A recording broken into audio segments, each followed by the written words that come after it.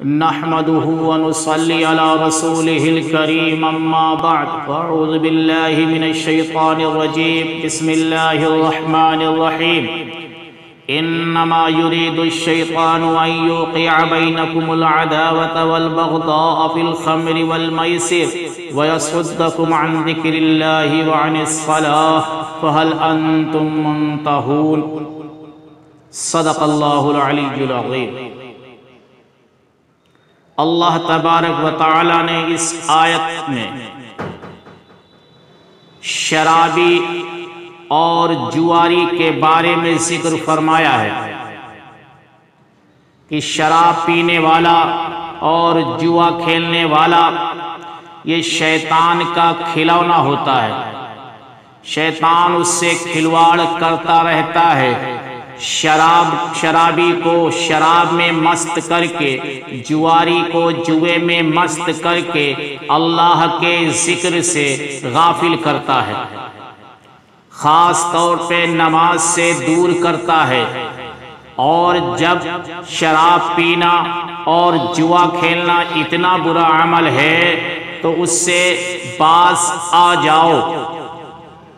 یہ مسلمانوں سے، ایمان والوں سے کہا جا رہا ہے فَهَلْ أَنْتُمْ مُنْتَهُونَ، کیا باز آتے ہو؟ جب جوا کھیلنا، شراب پینا شیطان کا کھلونا بننا ہے، شیطان کے اشارے پہ ناچنا ہے، اللہ کے ذکر سے، نماز سے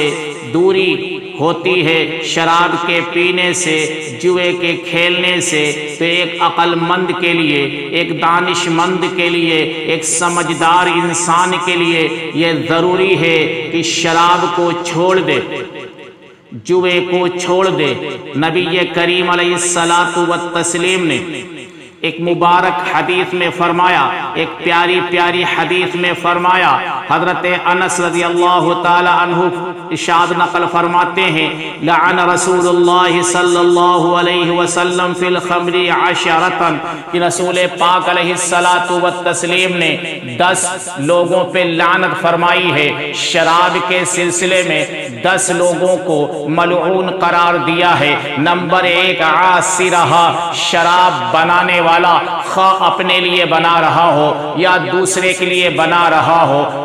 ومعتصرہا، نمبر 2 وہ شخص جو شراب بنواتا ہے، چاہے اپنے لیے بنواتا ہے چاہے دوسرے کے لیے بنواتا ہے۔ اسی طرح سے نبی کریم علیہ السلام نے ارشاد فرمایا وشاربہا، شراب کا پینے والا بھی اللہ کی نگاہ میں ملعون و مردود ہے، وحاملہا، اس کو اٹھانے والا، اس کو کہیں لے جانے والا بھی اللہ کی نگاہ میں مردود و ملعون ہے، والمحمولۃ الیہ، جس کے پاس شراب لے جائی جاتی ہے، جس کے پاس لوگ شراب لے کے جاتے ہیں، اس شخص کو بھی رسول پاک علیہ السلام نے ملعون قرار دیا۔ وساقیہا، شراب پلانے والے کو بھی نبی کریم علیہ السلام نے ملعون قرار دیا۔ اسی طرح سے وبائعہا، شراب کے بیچنے والے کو نبی کریم علیہ السلام ملعون قرار دے رہے ہیں۔ وآکل ثمنہا، اور اس کی قیمت کھانے والے کو بھی نبی کریم علیہ السلام ملعون و مردود قرار دے رہے ہیں۔ اسی طرح سے نبی کریم علیہ السلام نے فرمایا والمشتری لہا، اور جو شراب کو خریدتا ہے وہ بھی اللہ پاک کی نگاہ میں مردود و ملعون ہے۔ اور اسی طرح سے وہ شخص جس کے لیے شراب خریدی جائے، یعنی ایک شراب کا پینا اللہ اس کے رسول کی نگاہ میں اتنا ملعون عمل ہے، اتنا مردود عمل ہے کہ شراب کا بنانے والا خواہ اپنے لیے بنا رہا ہو یا غیر کے لیے بنا رہا ہو، شراب کا بنوانے والا خواہ اپنے لیے بنا رہا ہو یا غیر کے لیے بنا رہا ہو، شراب کا پینے والا، شراب کا اٹھانے والا والا، شراب جس کے پاس لے جائی جائے، اسی طرح سے شراب کا پلانے والا، شراب کا بیچنے والا، شراب کی قیمت کھانے والا، شراب خریدنے والا، اسی طرح سے جس کے لیے شراب خریدی جائے، سب کے سب اللہ اس کے رسول کی نگاہ میں ملعون ہیں۔ یعنی نبی کریم علیہ الصلاۃ والتسلیم نے ان 10 بد نصیبوں پہ لعنت فرمائی ہے، ان 10 بد نصیبوں پر اللہ تبارک و تعالیٰ سے بد دعا فرمائی ہے، اور یہ بد دعا فرمائی ہے کہ اے اللہ ان بد نصیبوں کو، ان بدبختوں کو اپنی رحمت سے دور فرما دیجئے۔ ایک روایت میں آتا ہے نبی کریم علیہ الصلاۃ والتسلیم نے ارشاد فرمایا، شارب الخمر کعابد وثن، شراب کا پینے والا اللہ کی نگاہ میں اتنا گندا ہے، اتنا خراب ہے، اتنا بیکار ہے، اتنا بیہودہ ہے، اتنا بے حیثیت ہے، جیسے کہ مشرک، جیسے کہ بت کا پجاری، جیسے کہ صنم کا پجاری اللہ کی نگاہ میں مبغوض ہوتا ہے، مردود ہوتا ہے، ملعون ہوتا ہے، بے حیثیت ہوتا ہے۔ اسی طرح سے وہ شخص جو شراب پیتا ہے اللہ کی نگاہ میں اس کی کوئی حیثیت نہیں ہوتی۔ ایک حدیث شریف میں آتا ہے نبی پاک علیہ الصلاۃ والتسلیم نے ارشاد فرمایا کہ جو شخص شراب پیے گا، ایک مرتبہ شراب پیے گا تو اللہ تبارک و تعالیٰ 40 دن تک اس کی عبادت قابل توجہ نہیں فرماتے ہیں۔ 40 دن تک وہ نماز پڑھتا ہے، اللہ تبارک و تعالیٰ اس کی طرف نظر عنایت نہیں فرماتے ہیں۔ اب 40 دن کے بعد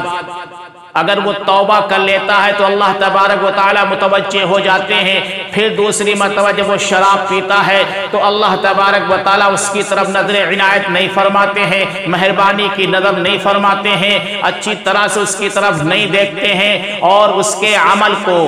اجر کا مستحق نہیں سمجھتے ہیں، مزدوری کے لائق اسے نہیں سمجھتے ہیں۔ پھر وہ توبہ کرتا ہے، اللہ رحیم ہے، اللہ کریم ہے، اللہ تبارک و تعالیٰ اس کی توبہ قبول فرما لیتے ہیں۔ پھر تیسری مرتبہ شراب پیتا ہے، جب تیسری مرتبہ شراب پیتا ہے پھر اللہ تبارک و تعالیٰ کے غضب کا شکار ہو جاتا ہے، اور اللہ تبارک و تعالیٰ 40 دن تک اس کا کوئی عمل قبول نہیں فرماتے ہیں۔ نماز جیسی عظیم الشان عبادت بھی اس کی اللہ تبارک و تعالیٰ قبول نہیں فرماتے ہیں۔ پھر وہ توبہ کرتا ہے، اللہ تبارک و تعالیٰ اس کی توبہ قبول فرما لیتے ہیں۔ لیکن جب وہ چوتھی مرتبہ شراب پیتا ہے اور پھر وہ توبہ کرنے کی کوشش بھی کرتا ہے تو اللہ تبارک و تعالیٰ اسے اس کی توبہ قبول نہیں فرماتے ہیں۔ علماء لکھتے ہیں اس کا مطلب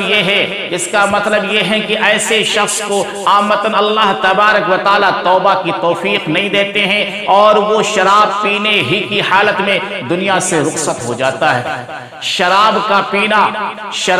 پینا جہاں اپنی صحت کو نقصان پہنچاتا ہے، وہیں اپنی عزت پہ بٹا لگاتا ہے۔ شراب پینے والا اپنی صحت بھی خراب کرتا ہے، اپنی عزت بھی خراب کرتا ہے، زمانے میں اس کا کوئی وجود نہیں ہوتا ہے، زمانے میں اس کی کوئی حیثیت نہیں ہوتی ہے۔ علامہ ابن جوزی رحمت اللہ علیہ ابن ابی دنیا کے حوالے سے نقل فرماتے ہیں کہ ایک شرابی کو دیکھا گیا، ایک بدنصیب کو دیکھا گیا، شراب میں بدمست ہے، شراب میں دھت ہے، اور اسی دوران وہ پیشاب کرتا ہے۔ پیشاب کرتے ہوئے اپنے پیشاب کو اپنے ہاتھوں میں لیتا ہے، اور اپنے ہاتھوں میں لینے کے بعد میں اپنے چہرے پر لگاتا ہے، اپنے چہرے پر پیشاب کو ملتا ہے، اور وہ بدنصیب اور وہ بدبخت جو وضو کے بعد کی دعا ہے، اللہم اجعلنی من التوابین واجعلنی من المتطہرین، کہ اے اللہ مجھے توبہ کرنے والوں میں سے بنا دیجئے، اے اللہ مجھے پاکیزگی حاصل کرنے والوں میں سے بنا دیجئے۔ یہ اتنی بہترین دعا، اتنی پاکیزہ دعا جو وضو کے بعد پڑھی جاتی ہے۔ وہ بدنصیب پیشاب کیے جا رہا ہے اور پیشاب کو اپنے چہرے پہ ملے جا رہا ہے، اور اسی حالت میں اس پیشاب کو اپنے چہرے پر ملتے ہوئے یہ پاکیزہ دعا بھی پڑھتے جا رہا ہے۔ اسی طرح سے ایک شخص کو دیکھا گیا کہ شراب پینے کے بعد اسے الٹی ہوتی ہے، اسے قے ہو جاتی ہے، اسی دوران اس کے چہرے پہ جو قے لگ جاتی ہے، جو الٹی لگ جاتی ہے، جو گندگی لگ جاتی ہے، ایک کتا آتا ہے اور اس کے منہ کو چاٹنے لگتا ہے۔ ہونا تو یہ چاہیے تھا کہ کتے کو بھگاتا، کتے کو ہٹاتا، کتے کو دھتکارتا، کتے کو مارتا، نہیں، ایسا کچھ نہیں کیا، اس لیے کہ وہ شراب پی چکا تھا، شراب میں دھت تھا، عقل اس کی معاف ہو چکی تھی، عقل اس کی کام نہیں کر رہی تھی، تو کیا کہتا؟ اکرمک اللہ یا سیدی کرامت اولیاء۔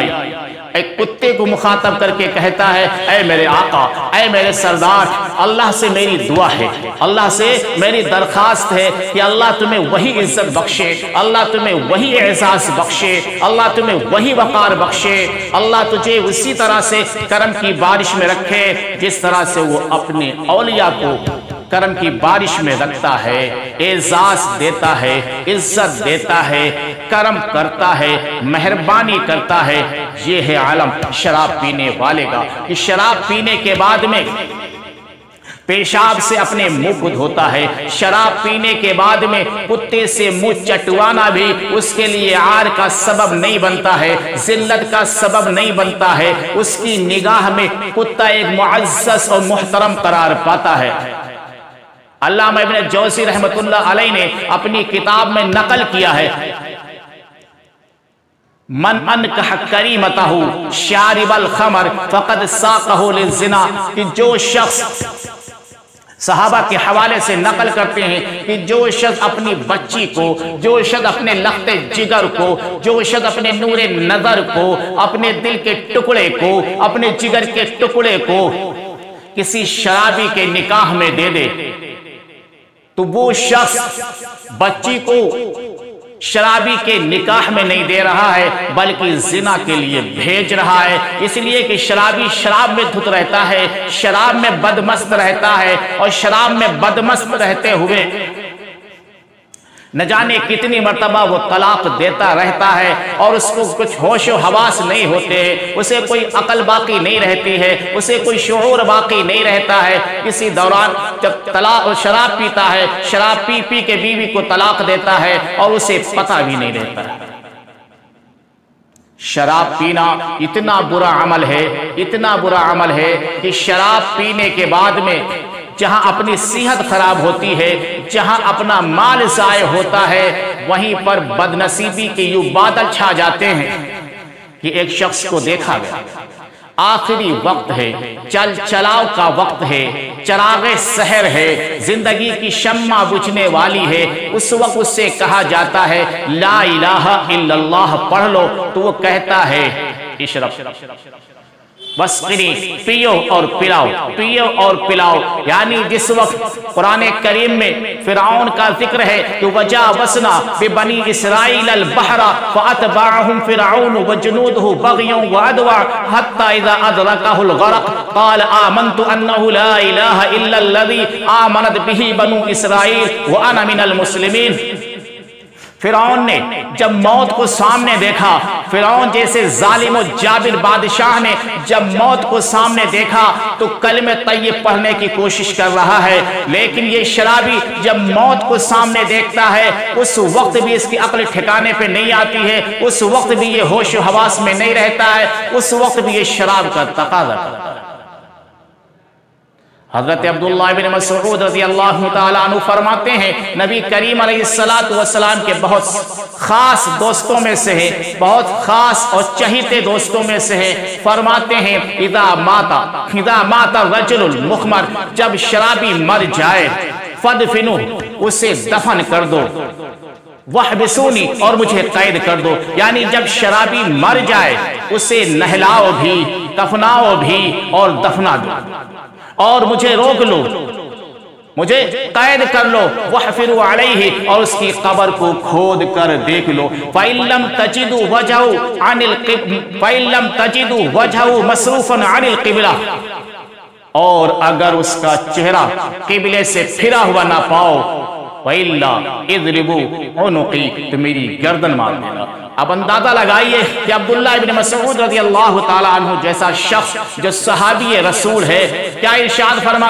فرماتے ہیں کہ اگر کوئی شرابی شراب پیتے ہوئے مر جاتا ہے، شراب کا عادی ہوتے ہوئے مر جاتا ہے، شراب سے توبہ نہیں کرتا ہے، شراب کا عادی ہے اور اسی دوران موت اسے واقع ہو جاتی ہے، وہ دنیا سے رخصت ہو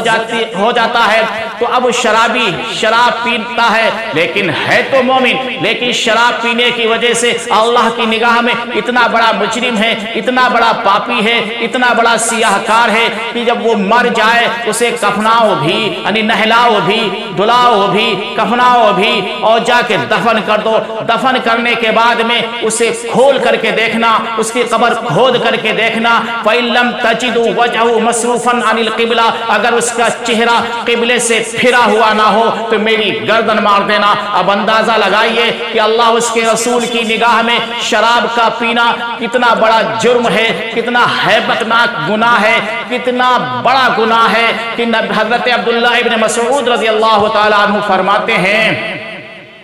کہ شرابی کا چہرہ قبر میں قبلے سے پھیر دیا جاتا ہے۔ آئیے اللہ تبارک و تعالیٰ سے دعا کریں کہ اللہ تبارک و تعالیٰ ان تمام لوگوں کو توفیق عنایت فرمائے، ان تمام لوگوں کو شراب پینے سے توبہ کی توفیق عنایت فرمائے جو لوگ شراب میں دھت رہتے ہیں، جو شراب پیتے رہتے ہیں اور اپنی صحت کو اور اپنی آخرت کو خراب کرتے رہتے ہیں۔ سبحان اللہ و بحمدہ، سبحان اللہ العظیم۔